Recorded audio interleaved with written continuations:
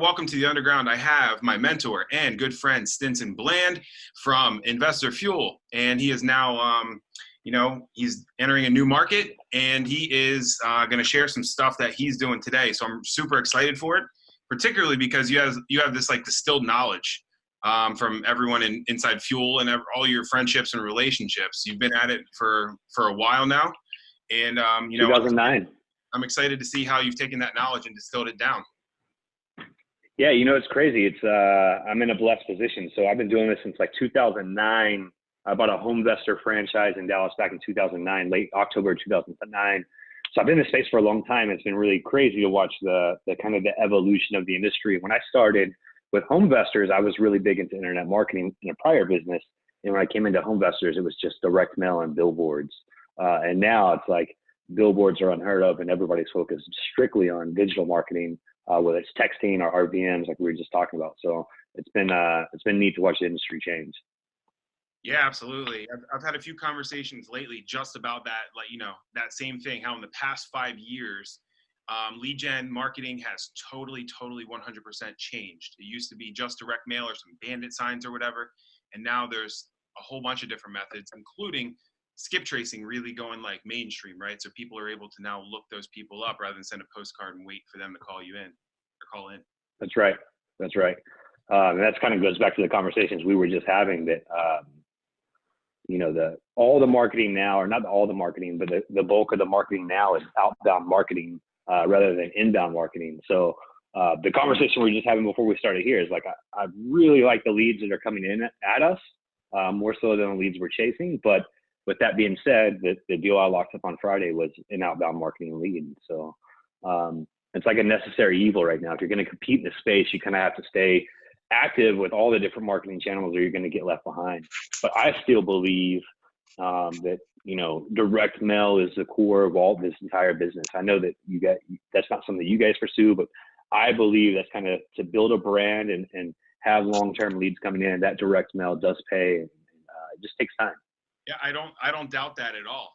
I just haven't gotten to the point in my business yet where I'm seeing the ROI from the mail versus what I can take and do with it in my outbound channels. And that's just been, I realized that a few years back when I really jumped in was I actually like cold calling and other people are like so afraid to do it. So that's because you're a maniac. That I want to stay in that lane, So yep. Just to set the stage really quick about your market and stuff like that, can you just tell us just like 30 seconds about, the kind of properties you're going after, what kind of deals you're doing, what you look for, and that kind of thing? Yeah, it'd be hard in 30 seconds, but I'm based here in Dallas. That's where I'm in now, is in my home office. But I've been investing here since about 2009. The market in Dallas has become extremely saturated, extremely competitive, like every market. So with that being said, over the last few years, we've been building out kind of our info business, our mastermind, our coaching, Flip Nerd, and Mike and I have been really focused on building that. And during that time, I realized that, hey, I'm missing opportunity. I've kind of lost focus on some of my personal goals, which is income producing property. Passive income is what I'm after. In Dallas, we're not able to find the returns that meet the 1.5% to 2% return rule, which is what I focus on and target. And so I started marketing about an hour and a half south of here in Waco, Texas. And when people say Waco, or when I say Waco, everybody's like, oh, Chip and Joanne. Yes, they're there. They're a very, very, very small piece of that pie. The reason why I chose Waco is, one, it's a growing market in Texas. There's a lot going on outside of Chip and Joanne, Baylor University, SpaceX, a lot of jobs, a lot of growth, appreciations through the roof. And we're still able to buy properties for 20, 30 grand that are renting for $600 and $800 a month. Now, these are B+ or C- properties, but with the appreciation that's happening in Waco and just the quality of life down there, it's something that works better for us. And there's a lot less competition than here in Dallas. In Dallas, for example, the Home Investors franchise, they're essentially, they pull all their money together. Last time I heard, now don't quote me on this, it's not a fact, but last time I heard, they're spending about $400,000 a month in advertising. So that's happening here, and that's on top of, Open Door, Roofstock, all these other iBuyers. So I said, why would I want to try to compete here? Why not go down south where I actually plan on moving, where my private money is and where other things are? Why not go down there where there'd be less competition and the marketing that we learn and talk about Investor Fuel, I can leverage down there and have much better results. Wow, that's amazing. So are you wholesaling anything or fixing and flipping anything, or are you buying and holding everything pretty much? Yeah, Josh, as you know, I started rebuilding this business in November and December. I kind of put the infrastructure in place. I don't have them up here. I had all these flow charts back here and all this stuff. Started building the infrastructure, got the infrastructure in place, launched in December, just started doing texting. In January, I layered on PPC. And then last month I layered on mail. My ultimate goal is to layer on cold calling and Facebook marketing as well. But, there's growing pains in this stuff, and I'm just trying to do it slowly and methodically, and not trying to bite off more than I can chew, because I still have to service Investor Fuel. You guys are my priority. That's the number one business, and build this one out down there. So it's, we're taking small steps to build that business, the marketing side of it. Yeah, absolutely. So you're starting off with PPC and mail. So both are like really inbound stuff, right? Yeah, and texting. So we've been texting. Texting was actually first. So we started texting in December. And, it's crazy. I've been, I guess, an influencer or whatever you want to call it through the space in my position in Investor Fuel. I've been hearing about texting and cold calling for years now. I thought it was crazy. And I start seeing you guys when you present, I see your KPIs. I'm like, holy cow, this is a real thing. It's truly working. I underestimated the amount of grind and work that it will require to get to the leads. That's the call that what we were just talking about. Man, I truly hate it, because we're chasing people. And what I like about the mail and the pay-per-click is that when they come to us, they're generally motivated, or they're tire kickers, and we get them out really quick. They come in, we qualify them. The VA is really good at that, qualifying them. They're tire kickers. We shoot them over to my fiance, who's a realtor. She can try to get a listing, and then we're just looking for truly motivated people. It's a time thing. Like I know, Josh, that in theory, if I had a buyer and it wasn't me, and when I do have a buyer, we'll be going on more appointments and not kicking them over that quickly. But in the meantime, we're just looking for kind of the cream off the top and trying to get deals that way. Yeah, absolutely. That's a great way to start. So talk about a little bit about the kind of list or the seller avatar that you're after, because it sounds like a great market where you're at. You're getting some appreciation, you're getting some cash flow as well, in that low entry price point. So talk about we know the kind of property, talk about like the seller avatar that you're going after, how you kind of find them, or how you kind of set yourself up at the very top of the funnel. Because what we know, shit in, shit out. If you're putting bad stuff in the very top, you're never going to get anything good at the bottom. And so that's really where your marketing lists come in, right? So when you're setting yourself up with good marketing lists, that's essential, or else you're just not going to get any good leads or deals from the bottom of it. Well, first and foremost, I appreciate you cussing before I did, so I appreciate that. As you know, Josh, I mean, marketing is kind of where my passion is. That's what I enjoy. I'm a visionary at its purest form. I think you are the same way. I try my best to be an implementer. I know I'm not good at that, but advertising theory and what we should be doing is what I understand really well. Now, taking that theory and putting it into action, I have to outsource and hire to make that happen. It's just not my unique ability, or even anything that I thrive on. But I agree with you. The top of the funnel kind of came to me like about a year and a half ago, when list stacking started being talked about more on a regular basis. Jesus and Felipe, that own 80/20, they were the first people to kind of really talk to me. We were in Salt Lake last February at an Investor Field meeting. We went skiing afterwards, and they had a house. I was with Felipe and Jesus, and Jesus is like a data genius. And it hit me really big. It was like, if you think about the most powerful companies in the world, think Apple, Amazon, Open Door, these hedge funds, all these different huge companies. Amazon's a great, or Google the biggest, right?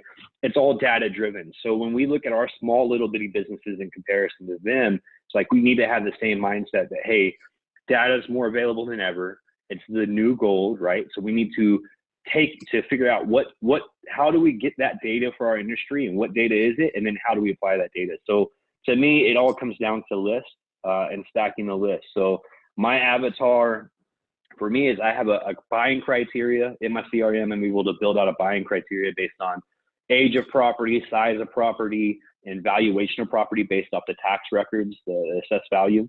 So I have a buy box there in my CRM. I bought all the data for my county. So in my 2 counties, I have every piece of property inside my CRM. And then I stack multiple lists on top of that. It's about 20 or so lists that I stack. And some of them are pulled quarterly, like kind of the ESI list, which I get from Listability, Carrot Listability, which is economic stability indicator, like a credit worthiness. I get that once a quarter, and then things down to like probate or estate sales, which I don't think most people are hitting. That's being pulled on a daily basis from the online newspapers from my VA. So there's some data that's big data, big pool, broad data that I'm getting once a quarter, and then it goes all the way down to daily data, like the estate sales and the obituaries and the probates, things like that. Really? So you're actually having your VAs go in and scrape obituaries and estate sales on a regular basis to figure out addresses and stuff like that? Yeah, and I'm not some genius that learned this. I mean, Jason Lewis is the one that taught me that. I think Jason Lewis is probably in my network, which I think is pretty strong in the industry. Jason and Jesus are probably two of the smarter guys when it comes to data. I'm like, well, I'm pulling probates every day live from the county, so that data is as good as it gets. It doesn't come from prop stream or anything like that. It's not aggregated. And he's like, yeah, but you're missing something. Not everybody goes to probate, but people die every day. I was like, holy shit, it's so obvious, right? Like, not every house goes to probate. Some people, the people that we talked to just yesterday, they have a house that the person passed away 5 years ago. They haven't taken a probate, and it's not even on their radar. So that would have never hit that list. But here we are, it'll hit in the obituary. So yeah, it's something new we added to where we're pulling those daily, looking on Craigslist for estate sales. These are indicators, right, that somebody's moving or passed. So yeah, absolutely. Ashley just told me a story this morning. She was just so excited. It's finally warmed up a little bit here. So today it's in like the 60s. And she was just so excited to get outside for a little bit. So after she dropped our girls off to school, she goes, I'm going to hit a few neighborhoods driving for dollars, like some select neighborhoods where we had a few leads anyway. We wanted to check them out. And long story short, she came back and she was like, damn, I saw this one house right across from a farm, big money house, probably 400 grand, after repair, maybe 5. And she said there were boards up across the windows and there's a for sale sign in the yard now. And I saw it like 6 months ago and I never called. And so, yeah, I think there's some signs there that you can see ahead of time that don't land it on any list in particular. But if you can get creative, like you obviously have, you're going to pull out some extra deals. Yeah. And I'll be honest with you guys, like in the CRM we use, we can see where the leads are coming from and what lists they're on. I mean, they're in our CRM, they're called distress points. So as we're uploading lists, we're labeling the list and then identifying distress points on each of these properties. Some of these properties have 10 or more distress points, meaning they show up on all these different lists.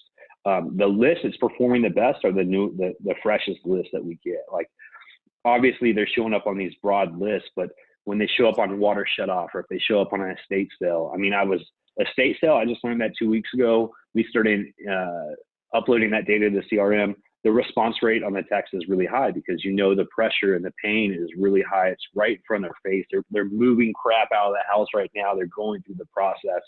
So the response rate's really, really high because you're hitting a point that's, probably the top of the pyramid in their life of concerns or worries or stress. Yeah, that's pretty cool, man. So it sounds like you're loading in a lot. What is, you said the freshest list, but what do you think has been one of the biggest or best lists for you? And so for us, water shut off. Sorry. Yeah, by far. Wow. Okay. That's been really hard to get here in Baltimore. Baltimore is kind of like a non-tech city, and that's been really hard to get. Really, I mean, they laughed at me. They laughed in my face when I went to the desk, and they were like, nope, we do everything by paper. So for us, like one of the best ones has been $0 transfer, like interfamily transfer. And that's been one of the best ones by far, non-owner occupied $0 transfer. That's been a great list for us.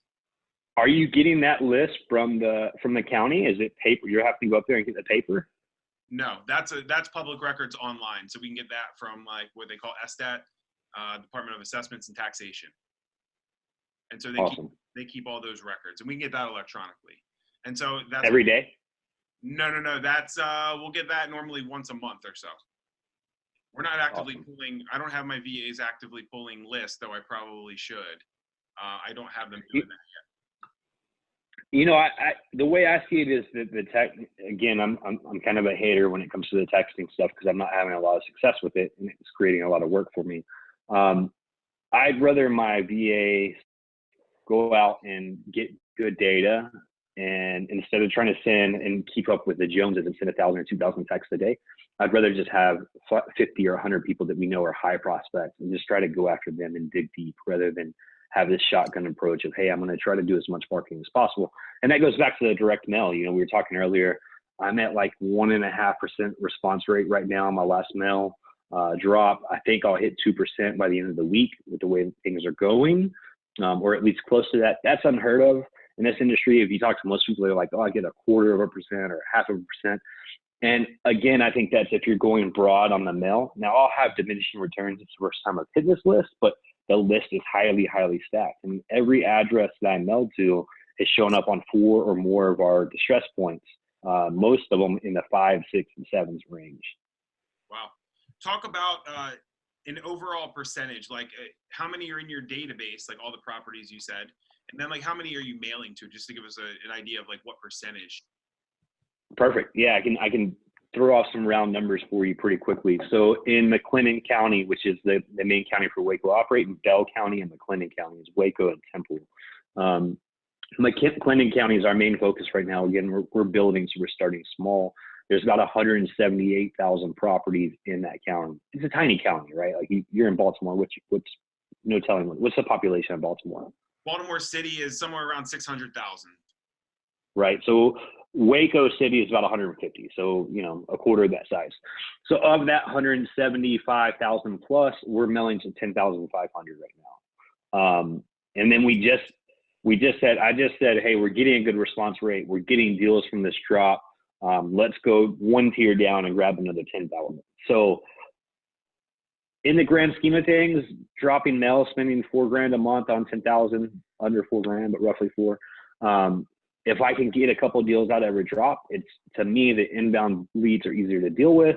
It's less work on the chasing and on the VA side. So I'm willing to run that risk. So I took the top 10,000 in my market and I said, hey, I'm getting a return there. If I cut the returns in half because I go down another 10,000, I'm willing to do that because the numbers make sense for me. And again, I just like people calling us rather than us calling them. Absolutely. There's a lot to be said for someone calling you back on their timeline when they're able to call. Yeah. And so it's great to be able to call and get somebody on the phone they wouldn't otherwise. And I've talked about my follow-up sequences and stuff that I use. And I think that is a large reason why it's been successful for us. And that's because people get a voicemail and they think it's a missed call. And then they call me back right to my cell phone on their timeline and I can have that conversation. So I 100% agree with you that the inbound stuff is easier and you're going to catch deals a little bit easier that way. And the bigger ones and the more highly motivated ones as well. Hey, I'm curious. This is a personal question. I mean, I'm here, so why not try to learn as well? Are you said the calls are coming directly to your cell phone. Are you routing them through CallRail and recording those calls? Or are you just, yes. Oh, cowboy. Okay. I know you're kind of wild. I know you're high energy. I'm like, are you just a cowboy with a notepad driving around buying properties and just cowboying it up out there? No. No. But you're routing. You're routing them. Yeah, absolutely. Everything is routed through CallRail so we can measure everything basically. And like you said, everything's recorded so I can go back and really, I'll forget certain things and I can go back and quickly filter out and find, certain prospects or leads anyway. That's the key for me. My memory is crap. And I have so much going on. I have over 200 of you guys that I try to service. I'm always trying to remember what's going on with you guys and the leads and then personal life and all this. There's so much coming at us. I have to have a recording of everything and good notes within the CRM. Yeah, absolutely.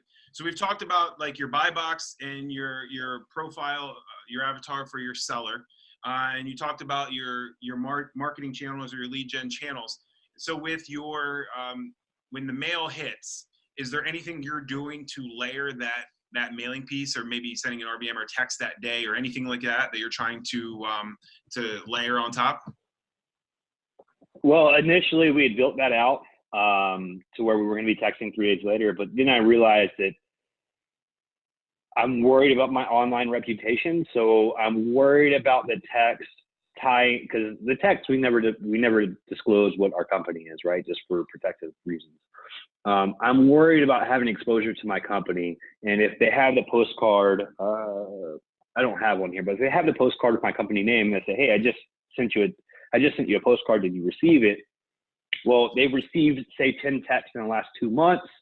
all that anger is going to be built up, and they're like, boom, I got them, I caught them, even though all those texts weren't from us. They could be from anybody, but they would catch us because they'd have the postcard. It has my web address. It has my face. It has my name.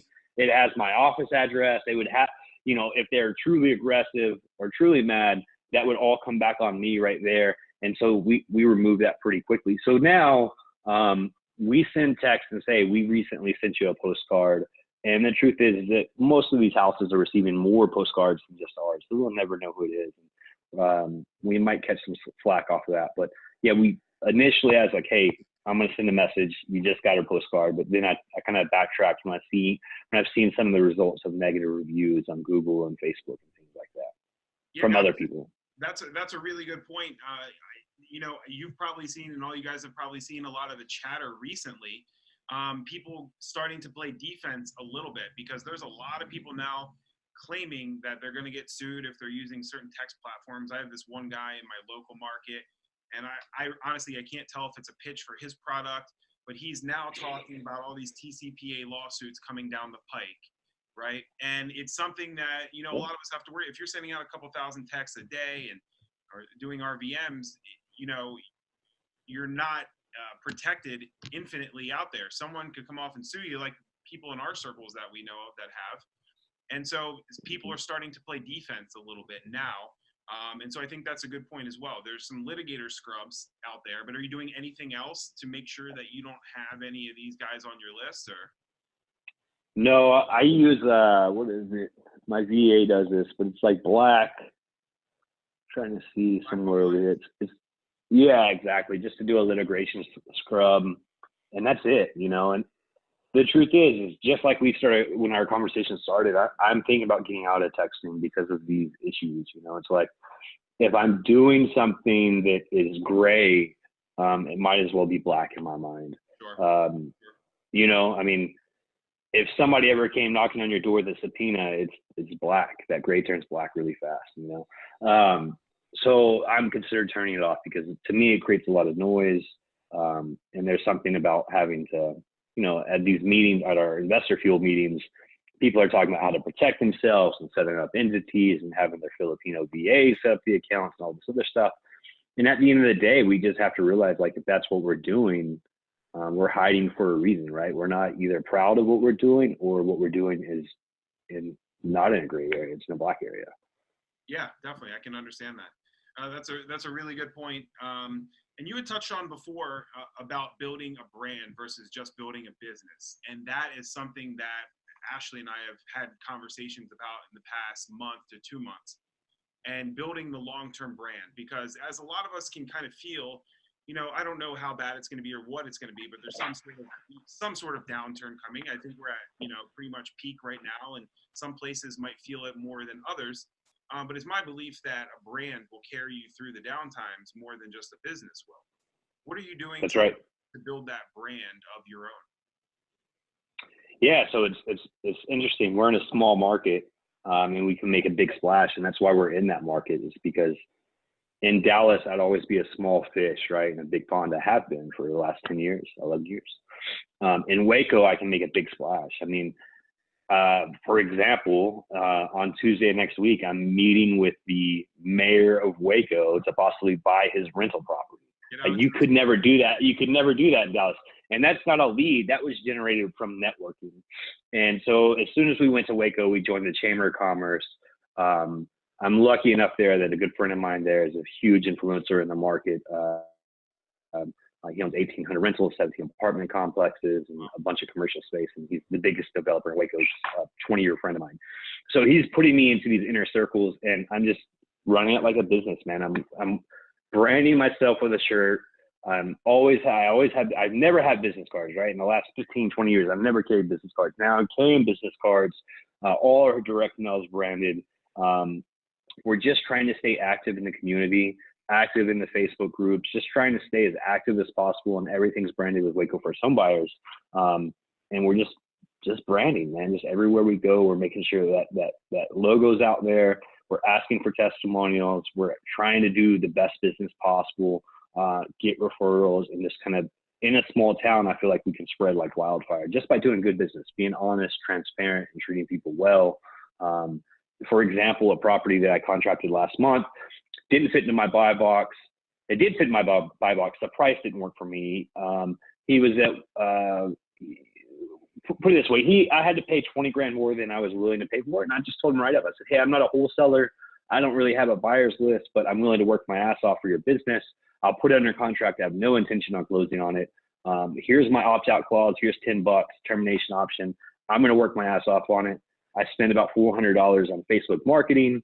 I called a bunch of wholesalers I knew, and I was able to move the property and make a little bit of money. I made $4 grand. Was it worth my time? Probably not. But I told the seller what I was going to do. I did it, and he has other properties, and he's, you know, in a small market, just by doing good business and saying, hey, I can't make that work, but I'm willing to work for you and try to make it work. I think that will go a long ways. And that's brand. To me, I am my brand. I have a company logo, but in a small market, it's like, just do good business, keep treating people right, and that brand's going to spread quite a bit. And then obviously I'm putting a lot of effort into SEO and pay-per-click and things like that. So. Yeah, I love that, man. I really love that. I was having a conversation with someone here locally not long ago, and they were talking about a company that they used to work for. And they were like, you know, it just didn't make me feel good what I was doing. And I said, well, give me an example. He said, I didn't feel like they were honest. And I said, well, tell me like why. And he said, for instance, they made me say that we guarantee if we can't sell your home wholesaling it, we will buy it. And he said, but every single time it came down to that, they forced me to have a Never did it. and release the person from the contract. And I said, it just doesn't even make sense. Why would you even say that up front then? Like, you don't have to say that. No one's forcing you to say it. Just tailor your pitch in a different way so you can be completely honest throughout. That's the kind of business I like as well. So I'm glad to hear that. Yeah, it's important to me. I mean, I'm always pitching transparency and honesty. And it sucks that up and coming people in this business, they're so hungry to get a deal, they'll kind of go outside of their comfort zone and put their ethics or their values to the side just because they're so focused on a deal. But I've been around for a long time now, 11 years almost. And I've seen a lot of people come and go. And generally it's the people that are willing to do that for the sake of one deal. Or, you know, you guys have this, I'm sure, in Baltimore, where people are trying to snake your deal, knock on the doors of your sellers, things like that. I don't care. Like, I'm not a wholesaler. We moved that property. I put all the information out there, the address, the photos, everything. If somebody wanted to go around me, I think that's an opportunity for me to learn, right? Like, if it's a small market, there's only so many wholesalers. So if I can identify, I guess, snakes in the grass, if that's what you want to call them nicely, I want to identify them as quickly as possible before the business scales up and we're doing lots of volume. Yeah, absolutely. That's a good point. We got a few minutes left. So talk about one thing that I like talking about is failures, but not failures in the sense of, you know, taking a loss, but what did you learn from it? So talk to us, like, in terms of marketing or brand or your company, what's do you think? I got you. Like, lesson that you've learned so far? Yeah. So the biggest lesson I've learned so far was just last week. It was a lesson in redundancy. So I run a very lean business. It's a part-time operation for me. I'm focused on 2 other businesses that are a priority. We dropped 10,000 direct mail pieces. They were supposed to be sent out over 6 weeks. You start laughing because we've talked about this. There was miscommunication. I was communicating with my mail provider through text. I reread the text like 5 times. It could be read either way. I said I want to hit the list 3 times over an 18-week period. He interpreted it as drop the list 3 times in 3 large batches, and what I meant was 3 6-week batches. So it's my fault for the verbiage. I've read it so many times that I do take blame. But what I learned there is that I didn't have redundancy set up, and when the calls started coming in, we received almost 100 calls within the first 12 hours, and we were overwhelmed. I have a VA that's my lead manager. He was overwhelmed. I started taking the calls. I was out of town on an important business meeting. That wasn't going to work. So I had to call some friends from Investor Fuel. I called a couple of guys I'm really close with and was like, hey, I need a huge favor. Can I route some calls to you guys? Can I route some calls to your VAs? It was actually Tyler Thompson and Mike Singletary. Like, Mike operates in Waco as well. Good friend of mine. And since he operates there, I'm like, dude, I need a huge favor. I'll pay whatever, you know, I'll give you $1,000, $2,000, whatever. And of course they wouldn't take the money. They were happy to help, but that was a lesson there in redundancy. Just to have one lead manager was a terrible mistake. It's just me being cheap and trying to maximize my returns. And when those calls started coming in, I was overwhelmed.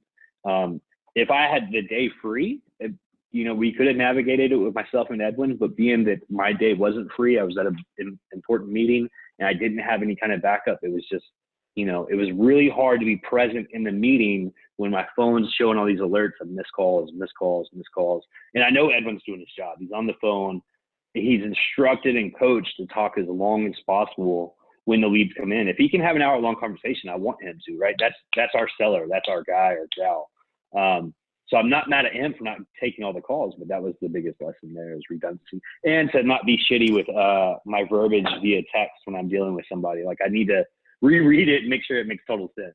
Next time you got to use that voice memo button, man. You'll be able to tell by the inflection of your voice or whatever, That's been a big thing. Yeah. Sending voice memos. I'll have whole conversations with someone just sending voice memos back and forth. That's kind of cool. Yeah, you guys are too tech savvy for me. All right, talk about the last question. Talk about maybe the biggest, I don't want to say hack, but the biggest lead gen or marketing tip that you've learned in the past 3 or 6 months that maybe some people on the call haven't learned. We have a mix of people on the call, right? Some people just learning and starting out, some people who are scaling, and I'm sure we have some people who are doing big business on here, but talk about something that you've learned that they might not know about. Man, I'm not going to say it's something they don't know about. I'm just going to reiterate what I think is the most important thing. And I already mentioned it once in this call. It's data, guys. Like, if you're starting or if you're having trouble with lead costs or acquisition costs, you have to go to the very top of the funnel, just like Josh said earlier, shit in, shit out. If you're just going out and buying broad data and absentee data, you're literally burning money and burning time. Invest the time upfront into getting data sources. The harder they are to get, the more fruitful it'll be, just like your water shut off. If you can figure out how to get somebody to go down there and get those, I promise that's going to be fruitful for you guys.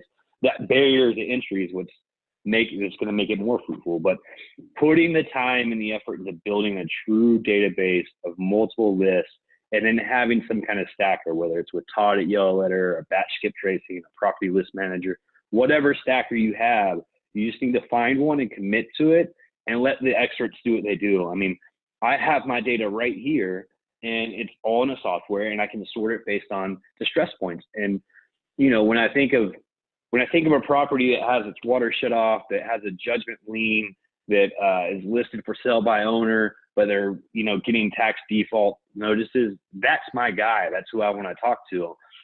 So rather than shotgunning, hoping that guy calls me, I'm able to, through the data and through the sorting, locate that data and then kind of be a sniper rather than a shotgun. And I think that's the most important thing, especially right now when it's highly, highly competitive, is actually knowing what your target is and figuring out how to get that target and then go after it, whether it's cold calling, texting, direct mail, whatever the case may be, but just being very, very intentional with your actions of finding that target and finding those people.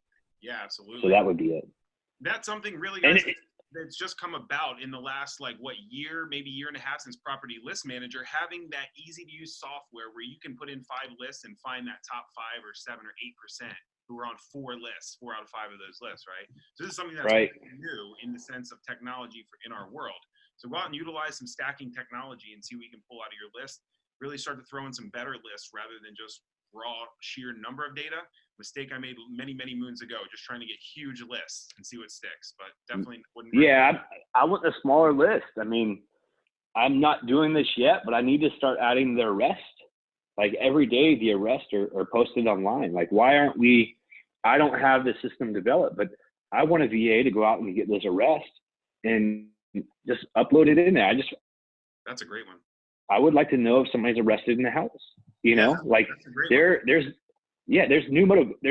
motivation for sure if people are getting arrested. And hey, Josh, I mean, honestly, one of the coolest things I've learned in the last 6 months is something that you taught me. And to be honest, is your automated follow-up system with the texting and RVMs. I think it's incredible. I mean, when we started this call before we went live, I was like, man, I hate texting. We're chasing these people. I never get them on the phone. And the coolest thing I've learned lately is what you were doing. I mean, with the automated text and RVMs, not marketing RVMs, saying, hey, this is Josh. I want to talk to you. Sorry I couldn't connect. Call me back. That's where I thrive, is scheduled calls for investor fuel or inbound leads for my home buying business. Those are the people I want to talk to. So I appreciate you, brother. I appreciate that, man. Well, hey guys, time has run out. I'm respectful of your time. Thank you so much for showing up today to the underground. But this elevator is going up. See you on the next one. Awesome. Thanks, Josh, man. I need some of that energy. Have a great day, dude. Hit us in the comments or where we can follow you and stuff. Okay, cool. I'll do that right now. All right. Bye, buddy. Take care. See you guys. Thanks, guys.